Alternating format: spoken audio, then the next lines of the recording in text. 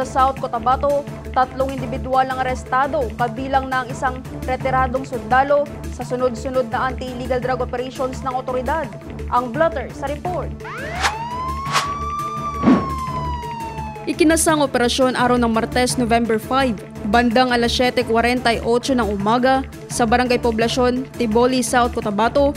Matagumpay na naisagawa ng pinagsanib na puwersa ng SCPPDEU, Tiboli MPS, MDEU, 2nd SCPMFC at SCPIU sa pagkikipag-ugnayan sa PIDEA 12 ang isang search warrant na nagresulta sa pagkakaaresto ng suspect na si alias Kulot, 36 years old. Nasamsa mula sa kanya ang tinatayang 15 grams ng hininalang shabu na may halagang humigit kumulang 102,000 pesos at iba't ibang drug paraphernalia. Dakong alas 4:58 ng hapon, nagsagawa naman ng buy-bust operation ang mga tauhan ng 2P MPS sa pagkikipag-ugnayan din sa PIDEA 12 sa Barangay Poblasyon, 2P. Naaresto sa operasyon ang suspect na si alias Jeloy, 25 years old.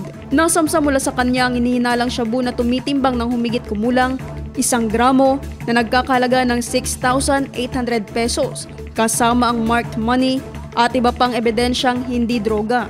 Makalipas lamang ang ilang minuto, bandang alas 5 ng hapon, isang panibagong buy-bust operation ang matagumpay na isinagawa ng Pulumulok MPS, katuwangang SCPDEU at SCPIU sa Barangay Pagalungan, Pulumulok.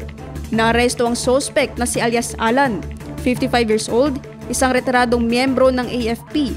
Nasamsam sa kanya ang 2 sachet ng hininalang shabu na may kabuang timbang na 5.1 grams at tinatayang halagang 34,000 pesos kasama ang buy-bust money at isang itim na kahel na pouch. Ang lahat ng mga narestong suspect ay kasalukuyang nasa kustodiya ng pulisya habang inihahanda ang kaukulang kaso laban sa kanila para sa paglabag sa Sections 5, 11 at 12, Article 2 ng Republic Act 9165 o ang Comprehensive Dangerous Drugs Act of 2002 at RA 10591 o Illegal Possession of Firearms and Ammunition.